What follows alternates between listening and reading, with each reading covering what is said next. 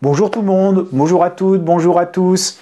Bienvenue dans ce nouveau vrai JT de l'écho consacré à une question qui va être super importante dans les prochains jours et vous êtes très nombreux à m'envoyer des mails à ce sujet. Est-ce que c'est une bonne idée que d'acheter des actions de la Française des Jeux et est-ce que contrairement au loto, je vais gagner de l'argent au grattage et au tirage en achetant des actions? Voilà donc la question à laquelle je vais répondre aujourd'hui. N'oubliez pas de vous abonner à cette chaîne si ce n'est pas déjà fait. Donc bienvenue dans mon grenier mes amis pour ce nouveau JT de l'écho consacré à la Française des Jeux. Alors, la question clé, et vous êtes très nombreux à me la poser, c'est est-ce que je peux gagner des sous en devenant actionnaire, en achetant des actions de la Française des Jeux? Alors on va essayer de répondre à cette question parce qu'évidemment, on se dit que si gagner au loto ou au tirage, au grattage, c'est compliqué et qu'on n'a pas forcément les statistiques avec nous, après tout, en achetant des actions de la société qui vend des jeux tous les jours et des lotos tous les jours, on devrait quand même plutôt passer un bon moment en tant qu'actionnaire. Alors on va voir ça parce que vous allez voir, c'est pas forcément une si bonne idée que ce qu'il pourrait sembler que ce soit le cas. Hein. Donc on va, voilà, alors attention, hein, encore une fois, c'est pas la vérité absolue, la vérité intangible, the truth of the life of the non.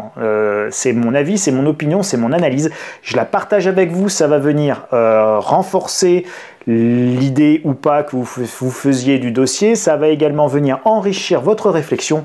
Et c'est le but de ces vidéos, c'est de vous permettre d'enrichir votre réflexion, de débattre. N'hésitez pas, dans les commentaires en bas, vous pouvez débattre entre vous et là aussi vous enrichir de vos arguments, de vos réflexions, de vos réactions, de vos pensées. Et c'est très très important parce que c'est comme ça que se développe et se crée l'intelligence collective. Alors, on y va.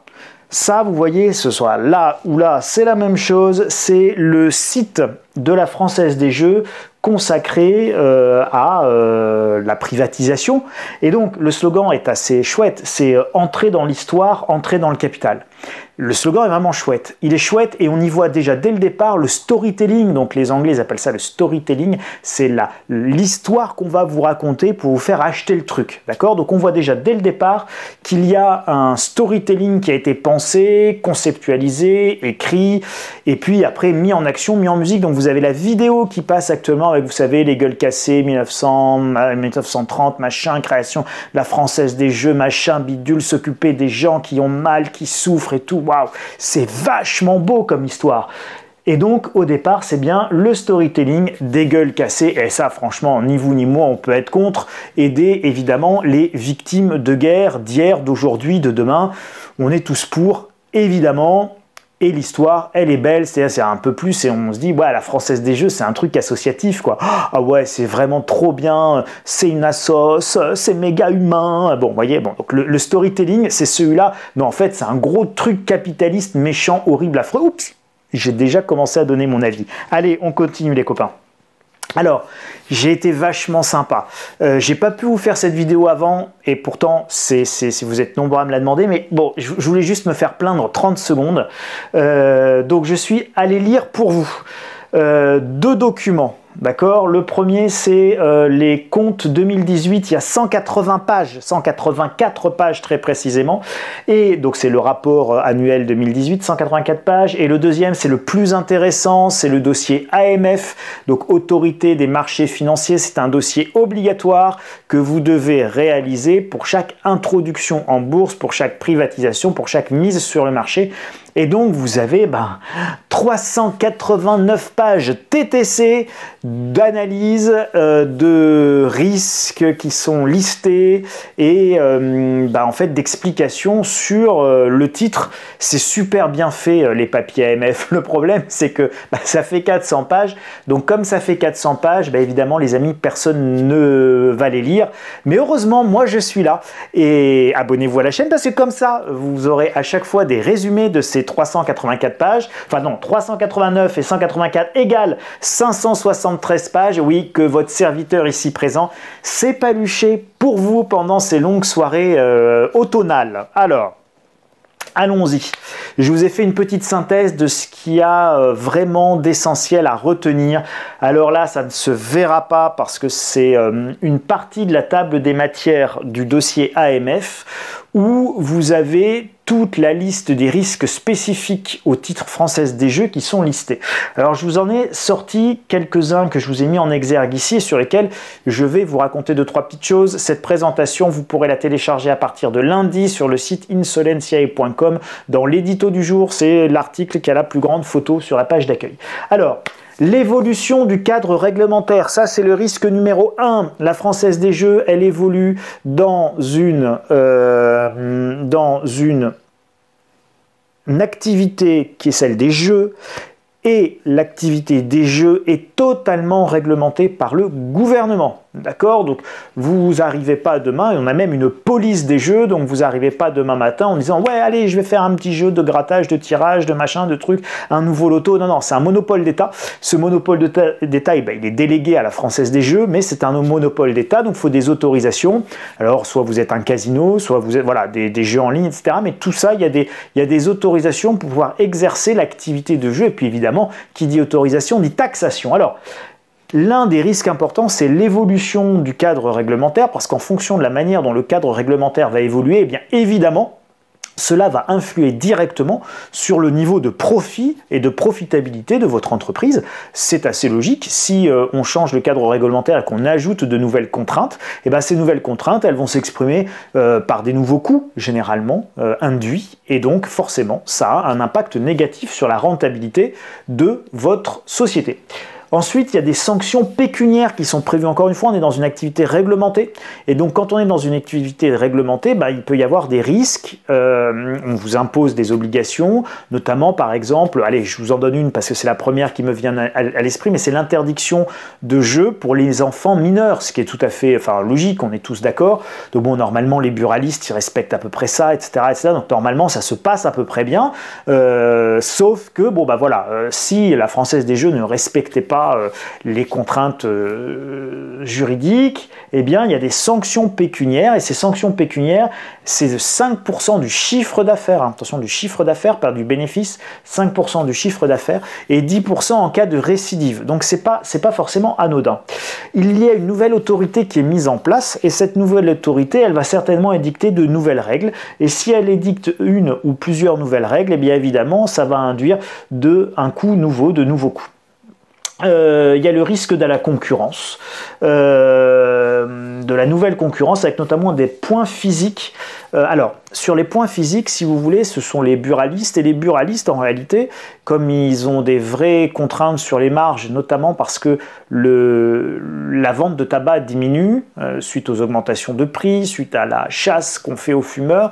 Donc évidemment, la vente de tabac diminue. Et comme la vente de tabac diminue, eh bien, les bénéfices des buralistes, ils doivent les compenser par autre chose. Et donc, on voit arriver de nouveaux produits dans les bureaux de tabac. Et ces nouveaux produits, si vous voulez, ils viennent un petit peu cacher le côté loto, Française des Jeux, et donc ça réduit un petit peu l'espace disponible de la Française des Jeux. Et puis petit à petit, on peut même imaginer qu'il y ait des choses qui soient tellement plus rentables pour les buralistes que finalement, ils ne poussent pas trop sur les ventes de loto, de grattage, etc., parce qu'ils vont avoir d'autres choses plus intéressantes à vendre. Donc voilà, c'est un risque par exemple auquel on ne pense pas forcément. Évidemment, on se dit « c'est super la Française des Jeux, tous les jours les gens ils jouent au loto ». Oui, mais vous allez voir, c'est plus compliqué que ça.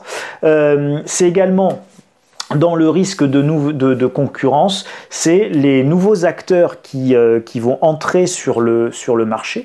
Et ces nouveaux acteurs qui rentrent sur le marché, faut pas vous leurrer, s'il y a une privatisation de la Française des Jeux, c'est qu'il y a des raisons, et notamment l'une des raisons, ça va être, je pense, et je le pressens comme ça, l'ouverture à la concurrence du secteur des jeux. Et qui dit une ouverture à la concurrence ne dit pas du tout que l'État va arrêter de se servir au passage. Ça veut simplement dire qu'il n'y aura plus forcément de monopole d'État sur la mise en place du loto, et que bon, aujourd'hui c'est la Française des Jeux qui va commercialiser Euromillions, mais demain moi Charles, je vais peut-être pouvoir faire le Charles Loto, et puis tout le monde va venir jouer au Charles Loto, et puis pourquoi pas, d'accord? Donc finalement, pourquoi on n'ouvrirait pas le secteur des jeux à la concurrence? Et c'est évidemment ce qui est sous-tendu par les directives européennes et par l'idéologie de concurrentielle de la Commission européenne et des autorités autorités européennes qui veulent ouvrir tous les marchés à la concurrence. Alors il y a évidemment un risque de blanchiment, ça c'est quelque chose de très important, et qui dit risque de blanchiment, je vous renvoie aux sanctions pécuniaires, ça peut vite coûter très très cher, surtout dans un contexte où la Française des Jeux sera privatisée, où l'État aura besoin d'argent et où l'État et la Française des Jeux, c'est plus la même chose, ce sera un acteur privé et donc l'État n'hésitera peut-être pas à mettre à l'amende la Française des Jeux, à moindre doute de blanchiment. Et puis il y a des risques qui sont liés. Le risque lié au développement international également, hein, donc là aussi un risque de sanctions financières. Pourquoi ? Parce que dans le cadre de cette ouverture à la concurrence, la Française des Jeux, quand vous lisez tout le rapport d'activité et tous les trucs AMF, en fait elle est en train d'investir dans des filiales à l'étranger. Et bien évidemment, quand elle va à l'étranger, la Française des Jeux, elle ne maîtrise pas du tout l'environnement juridique et légal en Espagne, en Italie, en Allemagne, etc., comme elle peut le maîtriser sur son marché d'origine, qui est le marché français, où en plus, qui plus est, c'était une société d'État. Donc évidemment, elle prend un risque juridique parce qu'elle n'a pas forcément toutes les compétences, toutes les connaissances et tout le savoir pour aborder, évidemment, au mieux, il y a ce qu'on appelle une courbe d'apprentissage en tout et pour toute entreprise, pas spécifiquement pour la Française des Jeux, pour toute entreprise. Quand vous allez attaquer un nouveau marché à l'étranger, bien évidemment, vous avez une courbe d'apprentissage.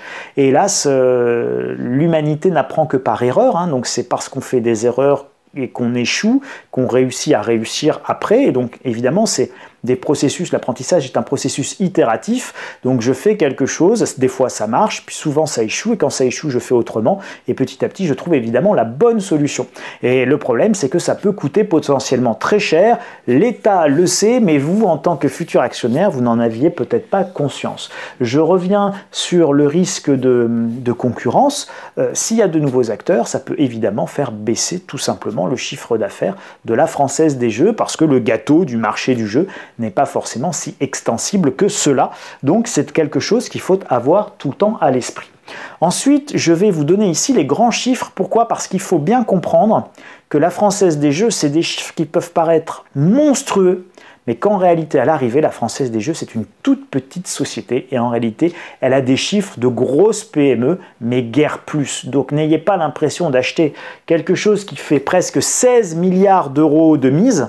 Il y a 16 milliards d'euros de mise, sauf que sur ces 16 milliards d'euros de mise, vous avez plus de 10 milliards, presque 11, qui sont reversés aux joueurs sous forme de gains.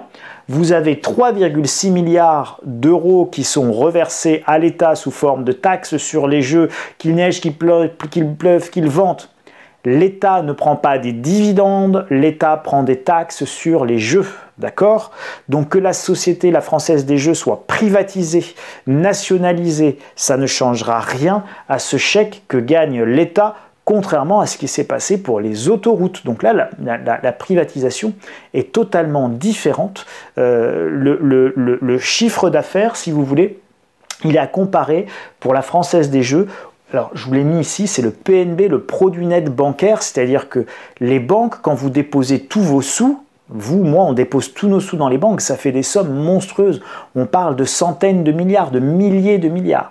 Mais évidemment, ce n'est pas le chiffre d'affaires d'une banque. Le chiffre d'affaires réel d'une banque, c'est ce qu'on appelle son produit net bancaire, c'est-à-dire sur toutes ces sommes qui ne lui appartiennent pas, c'est la petite partie qu'elle va prélever au titre de son activité, au titre de son véritable chiffre d'affaires. Donc, toutes les commissions, les frais, etc., c'est ça qui va composer le chiffre d'affaires d'une banque. On appelle ça le produit net bancaire. Pour la Française des Jeux, on appelle ça le produit net des jeux, le PNJ, le produit net des jeux. Donc, vous avez tous les jeux, toutes les mises, et puis vous avez en réalité le PNJ, c'est-à-dire le chiffre d'affaires de la Française des Jeux, qui n'est que de 1,8 milliard d'euros, je sais, ça fait quand même un petit peu d'argent, et sur ce que 1,8 milliard d'euros, eh bien le bénéfice net de la Française des Jeux, c'est 170 millions d'euros. Je vous rappelle que le dernier gros lot à l'euro million, c'était 200 millions. D'accord ? Le gagnant de la dernière cagnotte à l'euro million de la Française des Jeux a gagné plus d'argent que la Française des Jeux n'en a gagné avec son bénéfice net en une année d'activité. Gardez bien ces chiffres en tête. 170 millions d'euros de bénéfices divisé par 65 millions de Français actionnaires. On voit bien que c'est l'État qui gagne, mais vous n'allez pas gagner grand-chose en dividendes, même si peut-être qu'en pourcentage, Ça pourra sembler intéressant, mais je n'en suis pas si sûr que ça. Alors reprenons. Ici, vous avez donc le PNJ, c'est égal, le produit net des jeux, c'est égal au chiffre d'affaires pour la Française des Jeux. C'est dans le rapport annuel, c'est moins de 1,8 milliard en réalité, c'est 1 774 millions, 3 très exactement en 2018. Vous avez la répartition entre tirage, grattage et sport, qui sont les 3 grandes branches d'activité de jeu de la Française des Jeux. Et donc, le CA est en légère augmentation, bon ça c'est super, mais l'État lui, encore une fois, regardez, 170 millions d'euros de bénéfices, mais l'État lui, il prend toujours ses 3,5 milliards sous forme de taxes avant le chiffre d'affaires de la Française des Jeux en fait. Retenez bien ça, l'État se sert avant le chiffre d'affaires de la Française des Jeux. Il y a d'abord les mises, il y a ensuite ce qui est reversé aux joueurs, il y a ensuite ce que l'État prend et ensuite ce qui reste, c'est le chiffre d'affaires de la Française des Jeux qui, après, a toutes ses charges de personnel, de structure, de coûts, il faut payer les buralistes, etc. Et puis après, il faut imprimer les tickets, les machins. Et puis après, évidemment, vous avez le bénéfice net qui est de 170 millions d'euros. Donc, c'est ce que je disais là, c'est des bien maigres bénéfices, 172 millions d'euros de résultats nets sur 15,8 milliards de mise, ça représente 1,07%. Allez, on va dire c'est un gros pourcent. Les bénéfices de la Française des Jeux, c'est un gros pourcent des mises. Vous devez vous rendre compte du coup en fait de la fragilité, c'est-à-dire que les montants ils sont pas si importants que ça. Et donc tous les aléas et les risques dont je vous parlais au début, le risque de blanchiment, le risque de sanctions pécuniaires, le risque d'arrivée de concurrents, et bien évidemment, c'est des risques qui vont faire peser énormément de risques final sur la Française des Jeux, dont le bénéfice n'est que de 170 millions. Vous allez me dire, Charles, c'est vachement d'argent, 170 millions. Bien sûr que c'est vachement d'argent. Pour vous, pour moi, c'est une somme, voilà, enfin, c'est énormément d'argent. Le problème, il n'est pas là. Le problème, c'est que pour une entreprise qui gagne aujourd'hui 170 millions, si demain vous avez 2 concurrents qui arrivent et qui piquent 10% du marché, les bénéfices, ils seront plus de 170 millions, ils seront peut-être de 120, de 90, de 50. Et là, pour les actionnaires, c'est pas du tout la même histoire. Et n'oubliez pas, la question, c'est est-ce que j'achète des actions ou pas de la Française des Jeux? Mais c'est pas tout. Là, je vous ai parlé, pour le moment, uniquement d'aspects financiers, d'aspects bilanciels, de risques listés par l'AMF, qui sont tout à fait bien listés et tout à fait justes. Maintenant, je vais vous parler de quelque chose de plus moral. Je voulais juste vous dire, encore une fois, 170 millions d'euros de bénéfices, les amis. Et en fait, quand on va un petit peu plus loin et qu'on regarde la masse salariale de la Française des Jeux, oh non, en fait, attendez, je reprends, excusez-moi. Quand on regarde le bilan de la Française des Jeux, elle paye ses buralistes. Elle est obligée de payer ses buralistes parce que de toute manière, si elle ne paye pas ses buralistes, ben les buralistes, ils ne vont pas vendre les lotos, les machins, les trucs. Donc elle est obligée de payer ses buralistes, ses revendeurs. Elle est obligée de payer les tickets que vous remplissez, machin, etc. Elle est obligée de mettre des machines, des ordinateurs et tout ça. Donc elle est obligée de dépenser ça pour pouvoir faire son chiffre d'affaires. Elle ne va pas pouvoir réduire là. Elle va pouvoir réduire qu'à un seul endroit, c'est sur sa masse salariale. Et sa masse salariale, elle est très importante puisqu'on a plus de 1500 salariés. Enfin, on a globalement 1500 salariés, 1400 machin, et on a 240 millions d'euros de salaire, de masse salariale. Je reprends. 240 millions d'euros de masse salariale versus 170 millions d'euros de résultats.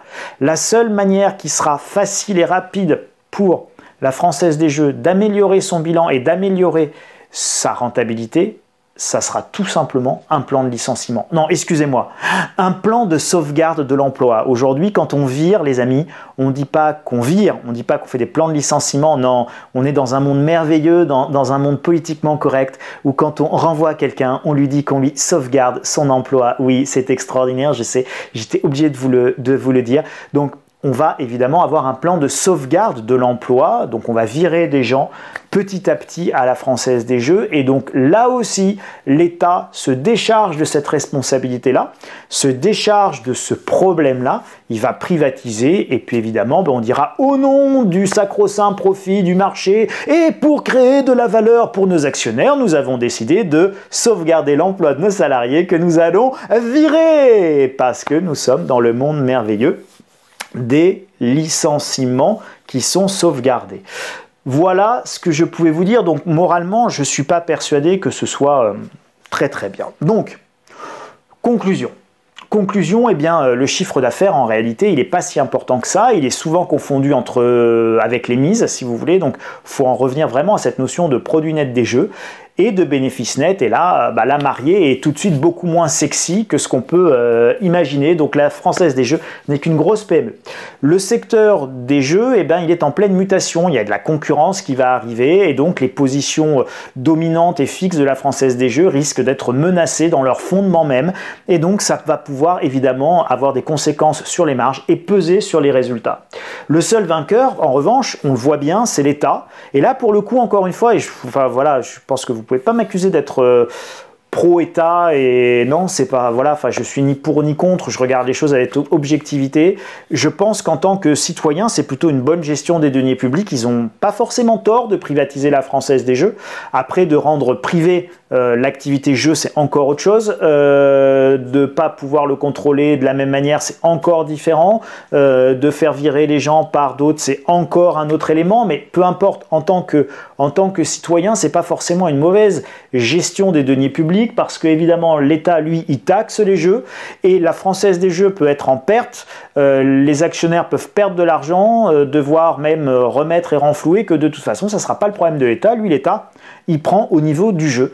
Et il peut même augmenter la taxe sur les jeux. Et soit dit en passant, si l'État augmente la taxe sur les jeux ou change les règles du jeu, il peut même baisser encore les résultats de la Française des Jeux, et qui sera encore plus obligé de licencier, de virer, etc., etc.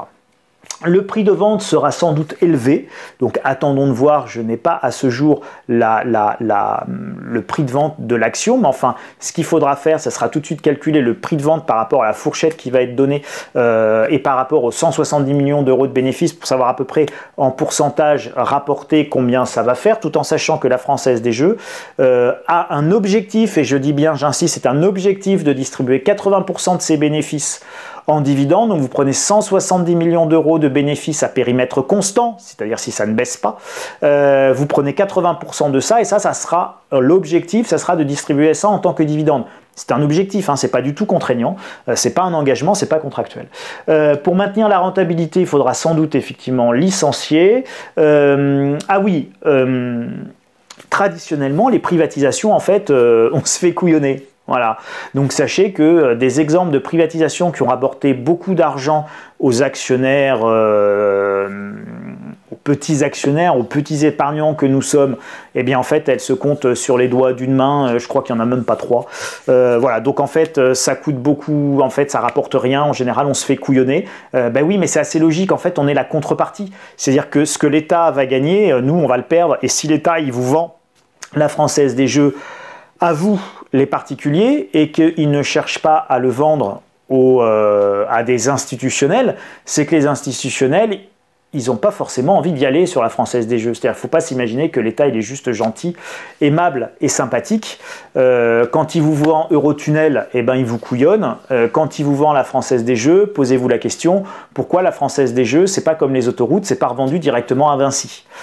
Voilà, il faut se poser la question. Alors évidemment, il y aura quelques institutionnels qui vont y aller, qui vont en prendre un petit peu, etc. etc. Bon, mais globalement, c'est bien de vendre l'histoire de l'enthousiasme populaire, de l'engouement collectif, la France, pays d'actionnaires, ok, violon, pipeau et flûte. Donc tout ça, c'est au bout du compte, c'est vous qu'on couillonne, c'est pas les autres. Donc, je pense que moralement, c'est pas une bonne idée, parce qu'en fait, on va se servir des actionnaires pour virer les gens. Donc ça, moralement, je pense que c'est pas chouette. Voilà, c'est pas humainement séduisant en tout cas, et c'est mon avis personnel. Et on n'est pas là forcément que pour faire de l'argent à tout prix. Et puis, bien évidemment, financièrement, ça risque d'être beaucoup moins relutif, c'est-à-dire rentable, que ce que l'on peut penser, imaginer ou pressentir. Voilà, donc mon avis, c'est que moi, je ne vais pas y aller, je vais m'abstenir, et je vais m'abstenir pour 2 raisons. La première, elle est évidemment morale, et la deuxième, elle est évidemment financière, et je pense que ce ne sera pas une bonne privatisation. Je peux évidemment me tromper, ce n'est pas la vérité, ce n'est pas une certitude absolue, c'était mon analyse, je voulais la partager avec vous, qu'elle vienne enrichir votre réflexion. Et c'était simplement ça, mon objectif, de vous dire attention, si vous y allez, voilà, il y a aussi tous ces éléments là à prendre en considération. Je vous ai mis dans la présentation les 2 liens pour ceux qui ont envie d'aller se palucher plus de 500 pages et presque 600 pages de documents financiers pendant leur longue soirée d'hiver. Non, je vous rappelle que c'est bientôt, c'est en novembre, la privatisation. Donc vous aurez le dossier AMF, le lien pour aller télécharger le dossier AMF et le lien pour aller télécharger le rapport d'activité de la Française des Jeux. Mes chers amis, je vous remercie pour votre attention, je vous souhaite un excellent week-end, une excellente prochaine semaine, parce qu'on va se retrouver vendredi prochain pour un nouveau JT dans mon grenier. Je vous remercie sincèrement pour votre attention, je vous remercie pour vos commentaires, toujours très sympa. N'hésitez pas, encore une fois, à échanger entre vous en dessous. N'hésitez pas à mettre les petits pouces bleus, c'est super important, paraît-il, pour le référencement. N'hésitez pas à partager cette vidéo avec le plus grand nombre autour de vous et tous ceux que ça peut intéresser pour, encore une fois, leur donner les éléments clés qu'il faut regarder pour une privatisation comme ça et qu'ils se posent les bonnes questions. Je vous souhaite une excellente semaine. Merci pour votre attention. À très bientôt. Salut les amis. À bientôt dans le grenier. Bye bye. Merci beaucoup.